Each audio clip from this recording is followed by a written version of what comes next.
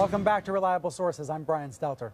Jake Tapper's interview with Kellyanne Conway from last Tuesday is already being taught in journalism classes, and for good reason. Tapper challenged Conway about the White House's disregard for the truth. And he's not the only one. I sensed a new tone on the nightly news this week. Watch how Scott Pelley opened his broadcast on Monday. Today, President Trump told a U.S. military audience that there have been terrorist attacks that no one knows about because the media choose not to report them. It has been a busy day for presidential statements divorced from reality. Divorced from reality. My next guest, Andrew Sullivan, a pioneering blogger, now a contributing editor for the New York Magazine, is taking it a step further, questioning Trump's mental health with this provocative article, The Madness of King Donald.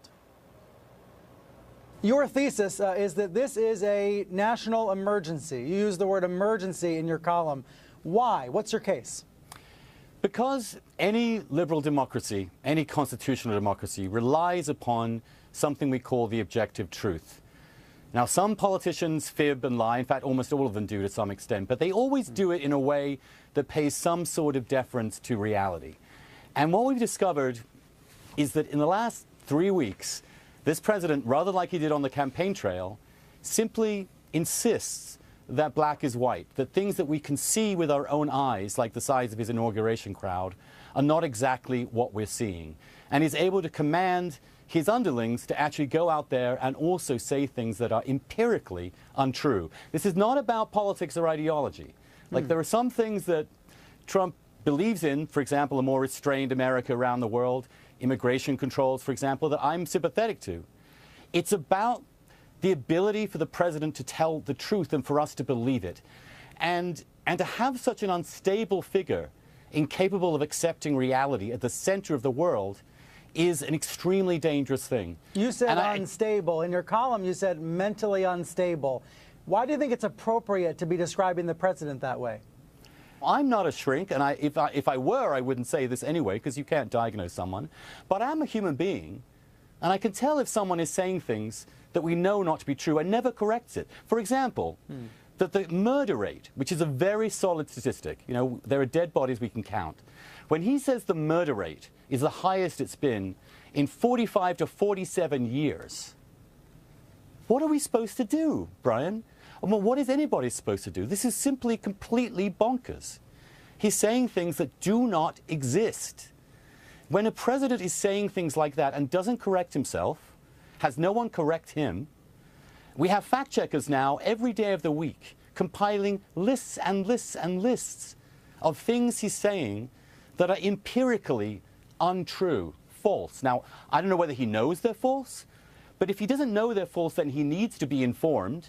Right. If he knows they're false and still saying it's true, then, and if he doesn't know, then he shouldn't be in that office. On the point about the murder rate, I remember the day he made that false statement this week. I talked with my editors at CNN, the head of standards at CNN. We reached the conclusion that that specifically was a lie and called it a lie because it's been corrected so many times, debunked so many times, that by now he must know the truth about the murder rate. But you're taking it a couple steps further by questioning his mental stability. And I wonder why you think that's not being said more often on television or in columns like your own. Do you feel like you're a bit alone on this issue? And if so, why? Well, I think others are picking up on it. Certainly, if you're not on camera or not writing, people are talking about this all the time. I think sometimes you want to assume that there is a rationality at the center of our entire republic, that there is someone who can listen to reason, who can see an empirical fact, who can distinguish between an opinion and a fact, between what he wants to be true and what is true. And sometimes we don't want to say that in public. We can't. But look, we're journalists and we're trying to understand what's happening. And if we don't just simply say what's in front of our eyes, what use are we? I mean, how are we supposed to do this when someone keeps telling us untruths every day? Are you describing a failure of journalism, you think, that it's not being addressed more publicly? Well, I think journalists have been doing a fantastic job in many ways of fact-checking. But fact-checking doesn't really capture the extent of what's going on. And I think many journalists, for good reasons, because we don't want to say something's not right here, have to conform to certain routines and procedures and norms that we used to use. And, you know, all politicians, they say, fib. They pass the truth. Bill Clinton was someone who seemed to fib all the time. But they always paid some reference to reality. And when it was pointed out, when a fact was pointed out, they would correct it.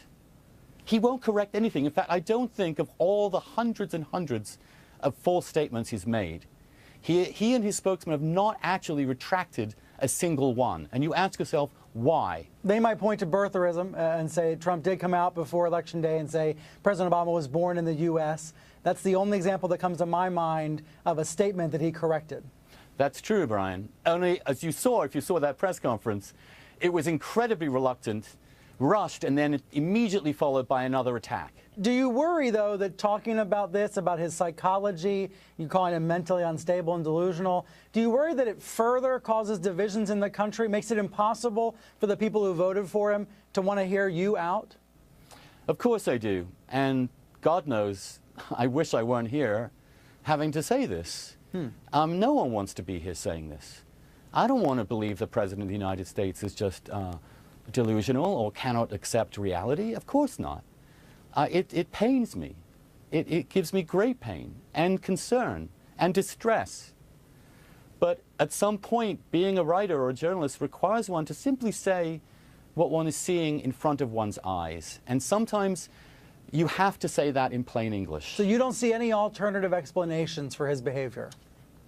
Well, I do think that his ego is involved. I do think that he wants not to seem as if he's gotten something wrong.